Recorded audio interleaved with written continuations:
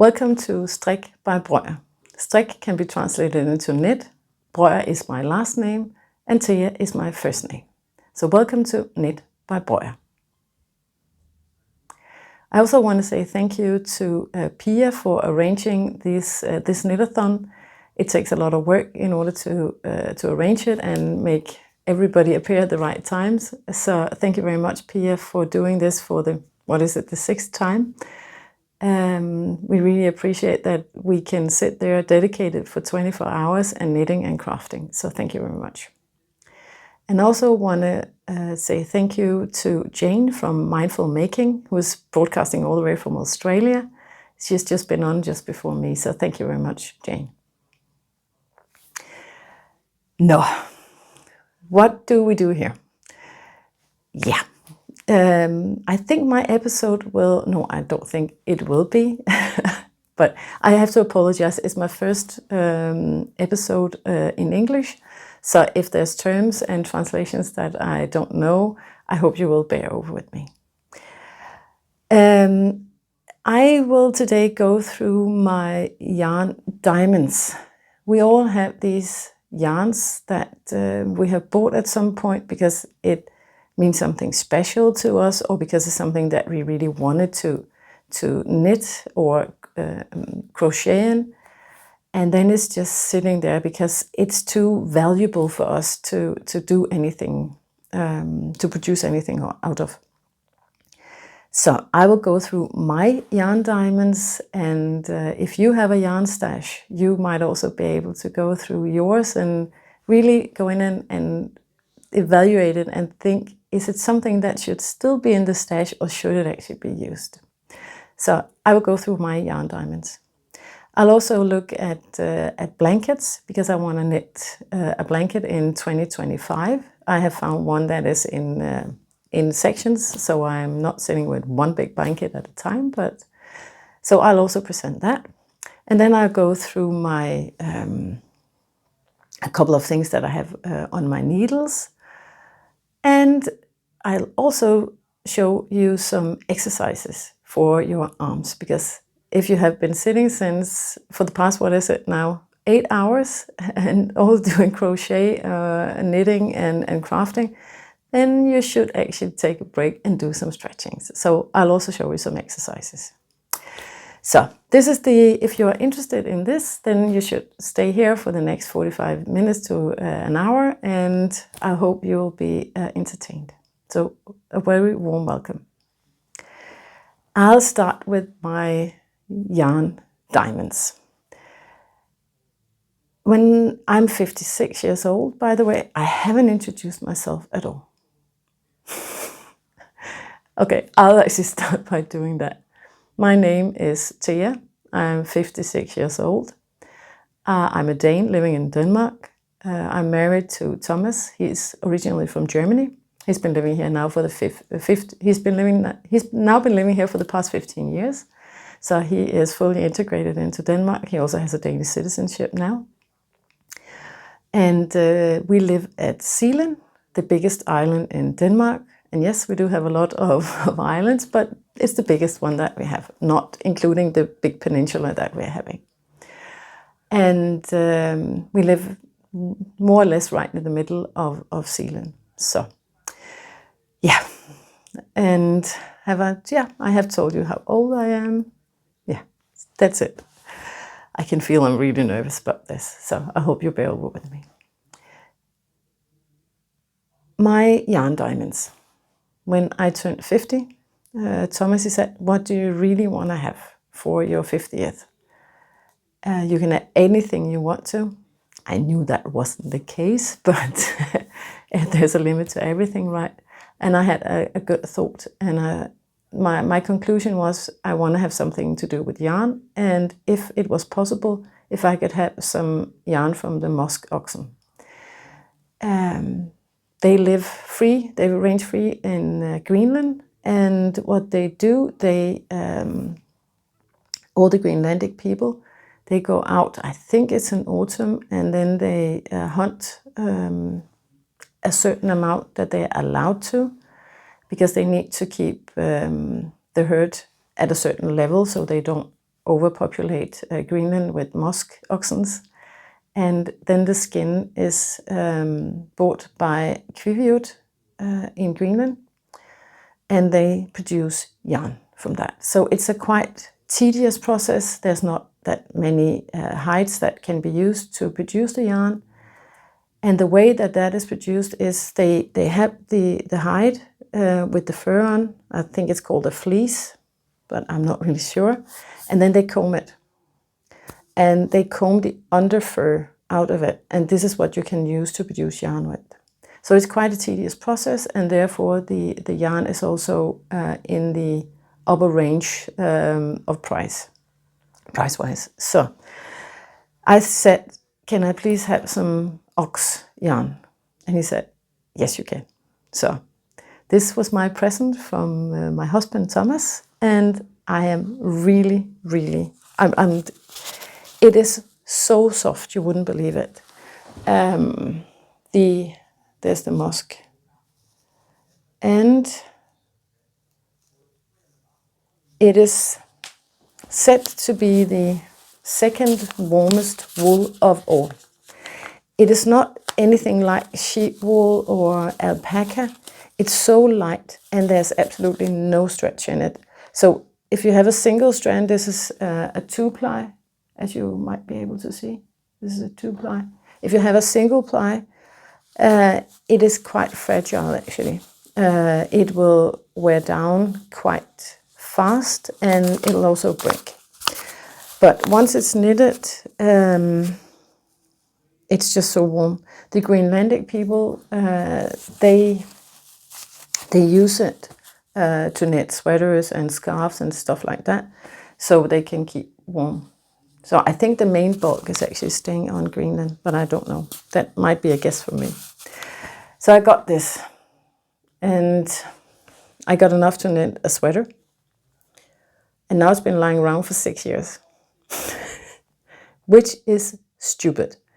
You have the most beautiful, lightweight, precious yarn almost in the world. There's only one yarn that is more expensive than this. And then you don't use it. It's just lying around because you're too afraid to use it. Or I'm too afraid to use it. So now I have decided that I'm going to use it for something. And I will make a Zweig by Caitlin Hunter. I should have it lying right here. I do. So, Boylan Knitworks. I have knitted it before in a hand-dyed fingering weight sock yarn versus regular wool. And I'm so pleased with it. This will be a single color, but I'll do the lace work and I'll follow the pattern almost to the letter. But of course I don't want to do the color work in it. So this is what I'll do with my Musk yarn. And yeah, I'm actually putting a second thread in. It's gonna be a really thin, almost a thread that you can also use for sewing with, if you are mending clothes and stuff like that. It's really thin. Oh, it's also lying here actually. It's a really thin thread. Don't know if you can see it. Yes, you can. Is it? Nah, it's a really thin thread. And it consists of 97% wool and 3% elastane. So, and that will bring a bit of strength into the actual Musk wool, but it won't change the feel of the wool at all. So, I'm really looking forward to be knitting out of it, and that sweater should be the warmest thing ever. And I think the lace here is also gonna help to, so it's not that warm because there's a bit of open air. I don't know if that's the right term, but at least the lace will keep keep the heat down in it. You can breathe in it. It's a really nice wool. So that was my first yarn diamond. My second yarn diamond, that's a special. In 2019, Thomas and I, we drove around in Scotland, and we then came to the town of Oban, O-B-A-N, Oban. And there is actually, this is way too early that I present this. Okay, never mind. We were in Scotland and we visited the town of Oban. And in Oban, there's a ferry going to the Hebrides, the Isles of Harris and Lewis. Yes, that's what it is. And I don't know if you know the textile Harris Tweed, but it's a special Scottish yarn. They even have an association that they protect the heritage of Harris Tweed. It is a special weaving that they do, and it's also, I think it's only woven in Harris, the Isle of Harris. It might also be woven at Lewis. And as far as I know, it's single persons sitting at home with their own looms and weaving the textiles, and they are so beautiful. It can be used for, estate clothes. This is what is used for the suits and the skirts and all these things. So it's really beautiful. And there was a yarn shop. It was a bit chaotic, but nevertheless I walked in and I looked around. There was big plastic bags of yarn hanging around, and there was a guy sitting. He was really nice. He said, "You just roam around and you do whatever you want to do." So my Scottish is really bad, sorry. And then I found this. There's actually two different colors. If this is a bit more greenish and this is a bit more brownish, or is this exactly the same? There are two different colors. Oh, sorry. I think yeah. See, this is a bit more greenish and this is a bit more brownish. And I have 3 of each of these skeins. And it's quite a bulky yarn. I think it is. It is bulky, right? It's the bulky weight. And that has actually been lying around now since 2019. This is some of the yarns that is used to actually weave the Harris Tweed textile. And I have no idea what to use it for. I have been thinking about if I could, because it's 100% untreated wool, so I guess it can felt quite nicely.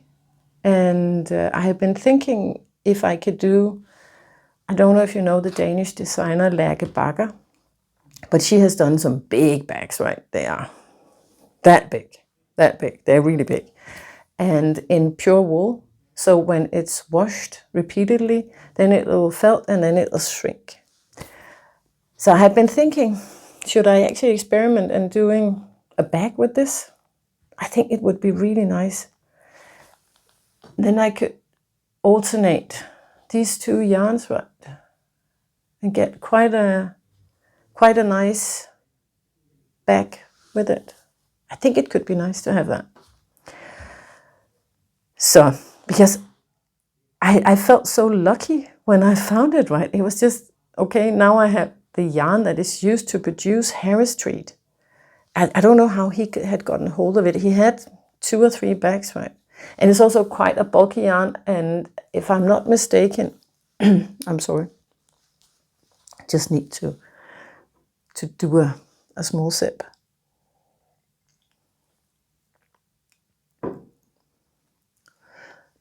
As I said, I don't know how he got a hold of it. He had a couple of bags hanging around. And my voice is simply breaking now. I have to take a break. Hold on. we try again.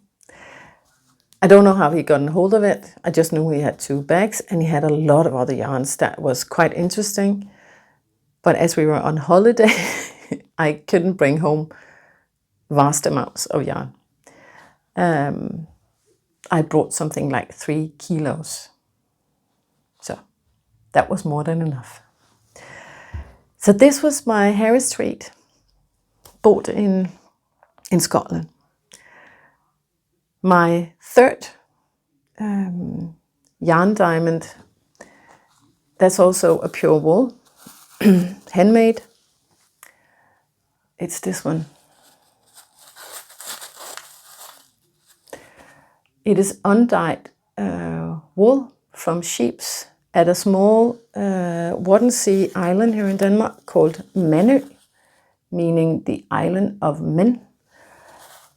And they are free-ranging because it's that Sea island it's flooded, not the entire island, it's not flooded, but the passage from the west coast of Jylland to Manø is flooded twice a day, and then you can't drive over. They have established a small road that is approximately 30 centimeters above the seabed, and then it's flooded by between 1 or 2 meters of water twice a day, that road. And there's approximately 30 people living on Manø, and they have a lot of sheep. That is what they have at the west coast of Denmark. There's a lot of sheep herds and a lot of sheep farms over there. And this beautiful yarn I bought this year, actually, so it hasn't been hanging around for that long.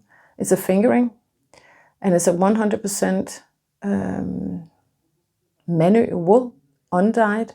So it's this beautiful, beautiful brown color, right? And I think it's so important to support these small yarn makers. This yarn is only sold in a supermarket, the only supermarket that is lying on Manø. So you can't purchase it online or anything else. So, and I don't know what this is going to be used for, but someday I will find out, because it's a fingering, so it can be used for a lot of things. But I think it's so important that you support your local small makers and yarn producers, hand dyers, and notion bag makers, knitting bags, stitch marker makers. There's a lot of things going on around the crafting world, and if we all want to be able to do this in the future, I think it's so important that you support your local small makers and also yarn producers, because if this yarn wasn't produced, then the wool would just be burned. The sheep will be there anyway. I do know that at the Faroe Isles, they have an issue. They have to burn approximately 80% of their wool because they can't get rid of it. It's simply too expensive to have it spun into wool. My third and my last yarn diamond, that's the same. It's a local Danish. I don't know where she was actually. She is not hand dyeing anymore. It's a small maker that is hand dyed called Frydefuld. She stopped hand dyeing in, when was it? I have written it down. 2021. So I bought this in 20. And as it's not available anymore, then it has become a treasure. It's so beautiful. It's that yellow, pinkish, pink speckles, and I have two, and I think I also have 20 grams lying around. But these two, they are full skeins of 100 grams. yes, and it's sock yarn, so it can be used versatile. But I don't know what to do with it, right? I've used it so many times, but because it's fingering, it's the yarn that is keep on giving. So this is really something that I treasure because I can't buy it anymore. It's not going to be produced anymore. So, and I still don't know what to do with it. So these were my yarn treasures and my yarn diamonds. So I guess you also have something lying around that you have bought at some point because you really appreciate it. So you can go back and have a look at it again and see, do I actually have an idea to go and produce something of it? I think the Harris Tweed, I think I will produce a bag. Or I will produce a bag. And I will try to felt it. And if I don't felt it, yeah, I will produce a bag of this. And I'll produce a Zweig sweater from this. Caitlin Hunter, Boyland Networks. So these were my yarn diamonds from my yarn stash.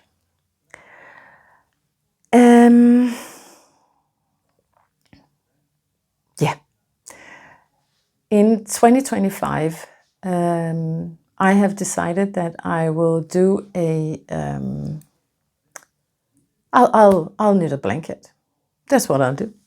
And I have decided that I will do a, what is it called? It's called an Norahs vintage Afghan. That is, just had to go into Ravelry here. I'm sorry I wasn't there. That is just typical me. And here we are, my projects, my favorites, and domestic. Norahs Vintage Afghan. It's a free pattern by Norah Gaughn, Gaughan. Vintage Afghan is this beautiful cabled blanket. It consists of 20 squares, and that means I can sit with one square, and I don't have the full blanket on me. I can even make it a bit smaller. So I will produce that next year, and I'm really looking forward to it. I have never done anything bigger before. I have never knitted a dress. I have never knitted a blanket. And so I think having that continuous product that I can, at the end of the year, combine, and then I have the entire product.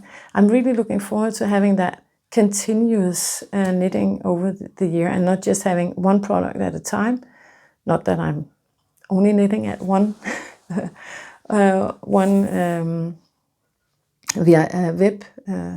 VIP at a time. I'm knitting at 3 to 5.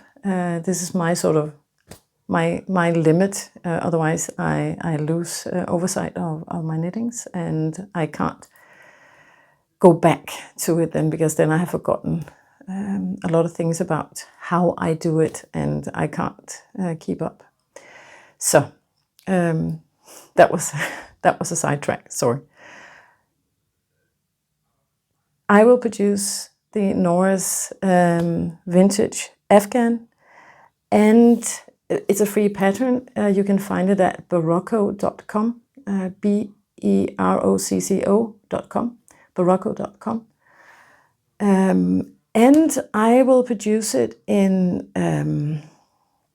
I think I'll do a mix actually. I'll do, because I have some Cascade 220, which is frocked yarn from, I did a sweater at some point, but that wasn't good. So I frocked it, and now I have it lying around. And there's also Drops Charisma. That's also a yarn that can be used. I'll just pick up. I keep on losing my head in these episodes. That's how it is. So sorry about that. I'll just pick up the Cascade and also see if I can find a Charisma.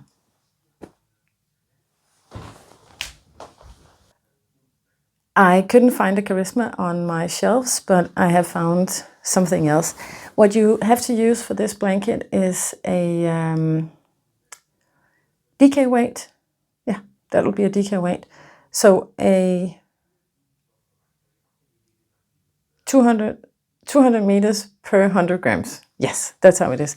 And I'm afraid I don't do ounces and inches and all that. So I hope you, well, we just agree, this DK weight.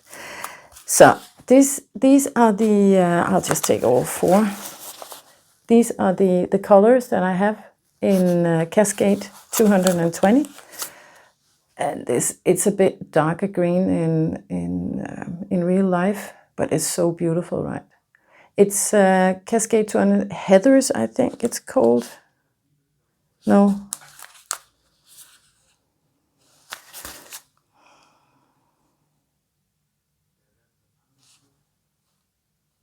Yeah, I don't know. These are at least Cascade 220, the regular DK weight size skeins. So these ones I will definitely use for my Norahs vintage Afghan. And you can also use Drops Charisma. That's also a DK weight, and they have loads and loads of colors. And I've just found this actually on my shelves. It's Filcolana Peruvian. This is also, it's 100% wool, all of it. This is, yeah, 100% Peruvian Highland wool, 100% Peruvian Highland wool. So same. And so you can use any DK weight. I will use a 100% wool because I like the feel of it. Especially these Peruvian wools, they are so soft and nice on my skin at least. So that is my, I have a cat now. She wants to get in here. Yeah, her name is Cleo and she's a 14-year-old cat. So she's quite cute. And she is scratching the door in order to get in, but she's not gonna. So this is my Norahs vintage Afghan, and I hope you'll follow along in 2025 to see how progress is. At least I will be showing it in my podcast, which will also come out in English in 2025. So I hope you'll follow along. And yeah. Then I think it's time for a bit of exercise, isn't it? If you have been sitting, crafting, crocheting, knitting for the past 8 hours, you might need a bit of stretch. I have a pain. And it occurs once in a while, especially if I am knitting in some plant fibers. The animal fibers is not that tough on my arm, but the plant fibers, they are not that flexible, and therefore I can't knit that. I'm knitting European style. That means I hold my, how do I do that? Yeah, how do I do that? How do I actually knit European style? I have my needles. Oh, that is so, yeah.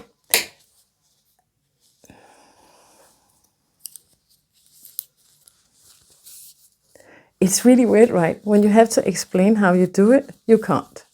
Okay, I have my yarn in my left hand and I am knitting with my right hand. That's how I do it. Yes, and then I take it off. I don't throw it over. So this is how I knit.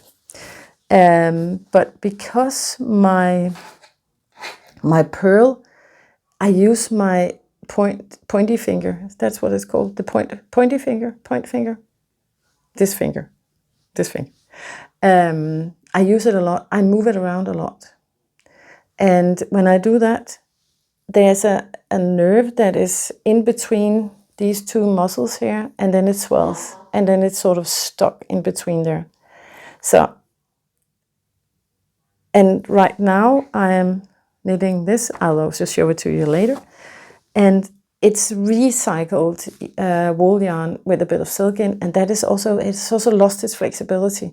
So I can't knit that much on it at the moment. So I'm doing half an hour in the morning, half an hour in the evening, and then I'm doing my exercises. So if you can be sitting, you can be standing if you want to. I'll be standing because then I can show it to you better.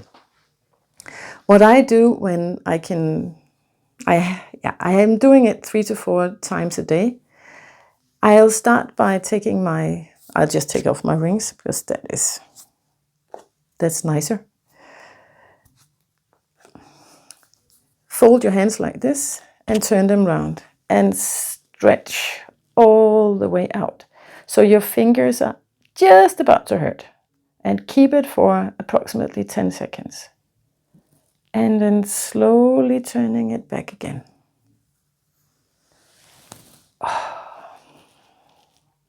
And then we do it once more for approximately 10 seconds.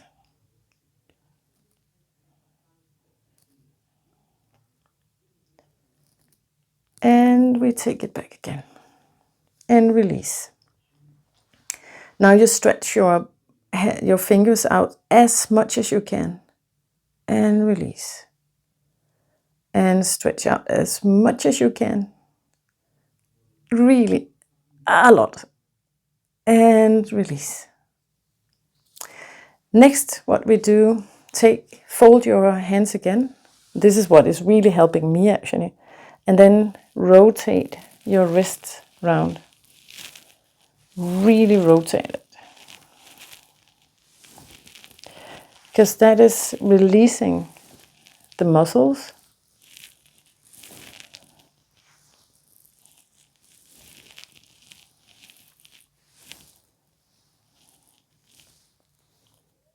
Stretch your arms.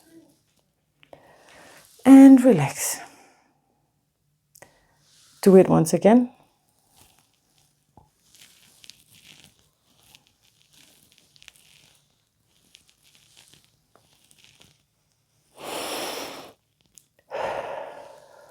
And in. The next one is put your palm up as far as you can and push back as far as you can without it being extremely painful. You can feel it. I actually have a bit of burn in my here. And release. And don't forget your thumb.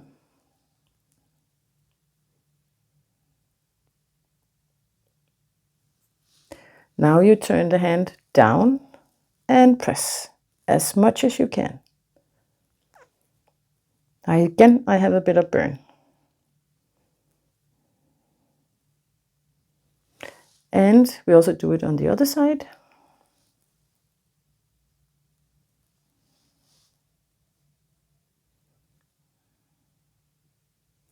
And don't forget your thumb again.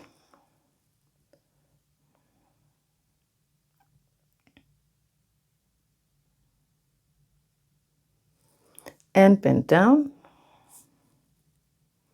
and press.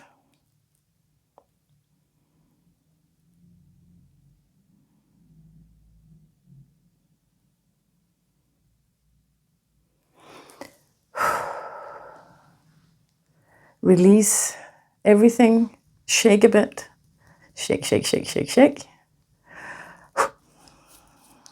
You should feel a bit of warmth in both of your underarms. What you could also do, you could clench your fist and then you grab on the other side and then you twist round. That is also a really good exercise to do. That at least helps me when I'm building up pain. And release. And then you take the other way around, twist as much as you can. It shouldn't be painful at all. Don't want to have any broken arms here. Just so you can stretch your muscles as much as possible.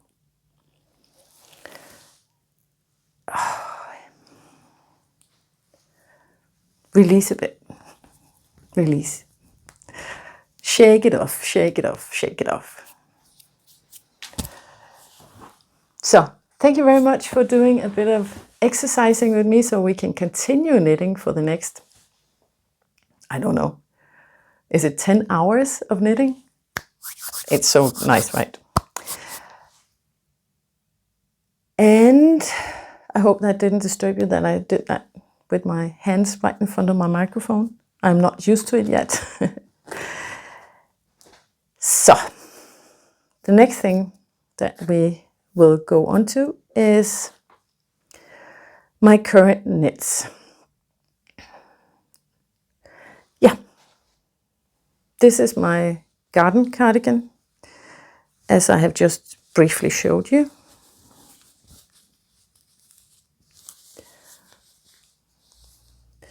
It is this beautiful cardigan by Strik. Is a German knit designer, and it has that extremely smart neck here.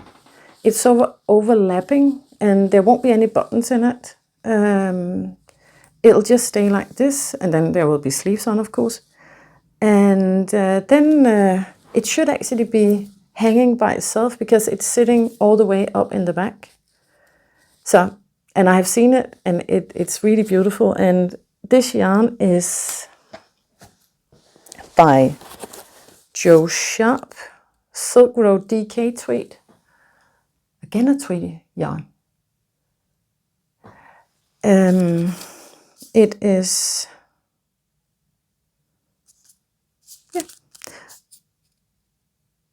85% wool, 10% silk, and 5% cashmere. But it still has no stretch to it, and therefore it wears down my arm. I have had this issue a couple of times before, and simply because I forget to stretch and warm up. I think it's actually important that you warm up before you start knitting.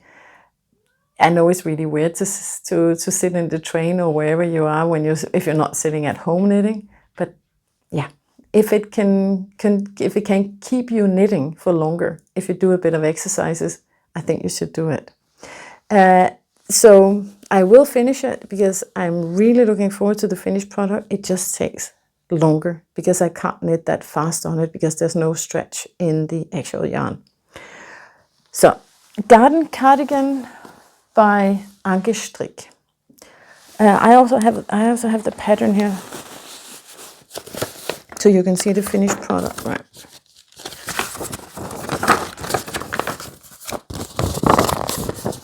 It's this beautiful pattern, and there you can also see the neck and Strik. So,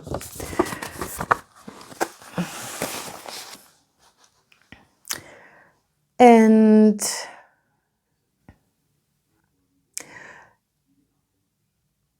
petite knit. I have a small nephew. He has just turned 2. Here he is. And for his birthday, I knitted him a small vest.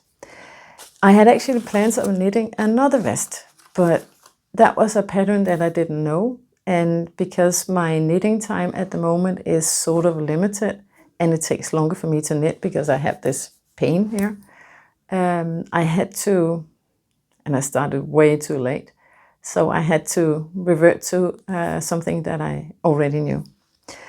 So I have knitted the Stockholm, what is it called? Stockholm Slipopver Mini, which is a pattern by Petite Knit that you might know. And it turned out to be a really beautiful fabric that I actually got, and because he's a tall 2-year-old, I have knitted in the size 3 to 4, and it fitted him ever so nicely, as you can see on the picture. And I have knitted it in West Yorkshire spinners in the signature 4-ply in this beautiful petrol color. No, it's actually called Pacific. This color is Pacific. So, and it's called 1007. Everything that I show or talk about in this episode, if there is a link anywhere that I can find on the net, I will put it in the description box below. And this yarn is, I think you can use Holst yarn. It's 50-50, 50 wool and 50 cotton, and it's a lace. It's 700 meters per 100 grams. So, and these two, they gave that fabric, and according to the mum, he's been using it a lot. The other pattern that I had planned for is by a Danish designer called Anita. No, yeah, she's called Anita, that's her first name, but she's called Havmasken. And she has done a really beautiful and fun small vest for children.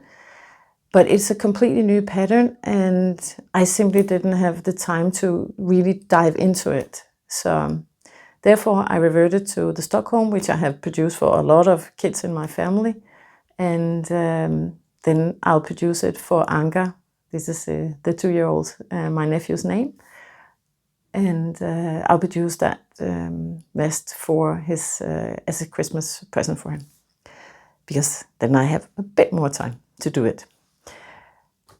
And I'm also doing a bit for myself. This is not a work in progress, but an up-and-coming. This is Mette Hvidtved's Into the Hoodie. As far as I know, it should also be available in English, but I'll of course check up on it and link to it if it is. And this is a one-size hoodie. That sounds really weird that it's a one size, but it actually has a gauge of between 18 and 22. And that means if I'm with these 3 yarns, let's say I have a gauge of 18, then I adjust the pattern. So it's a really smart and really well described pattern as well. So this will be on my needles quite soon, because here in Denmark it's now getting chilly. Today when I'm recording this, it's max 7 degrees, and we are going 7 degrees Celsius, and we are going down to the 3 and 4 degrees Celsius in the coming week. So warm clothes is needed now. So this is Mette Hvidtved Into the Hoodie, and as I said, I will check up, see if it's in English, and but I guess it is. Yeah, I think this is more or less everything that I have planned for. I hope you have enjoyed the past 45, 50, 55 minutes. I don't know how long this will be when I edit it. But I hope you will join me. If you understand Danish, you can join me at YouTube on the channel Strik by byBreuer. And when I do my English episodes, I'm not really sure if I will do it on the channel Strik by byBreuer, or if I'll create a second channel called Knit by byBreuer. It will be in January where I'll do it, so yeah, I don't know yet. But we see how it turns out, but I hope you'll follow along and keep an eye out for me when I produce my English episodes. So thank you very much for following along, and I will now give over the next slot to Carsley Handmade. She is a young Texan, and as far as I have been able to see, I've been following her for a couple of months now, and she is a really skilled knitter. And as I said, she lives in Texas, and I hope you will enjoy her episode. So thank you very much for following along, and like and subscribe if you if you are willing to do that. But thank you for following along. Bye bye.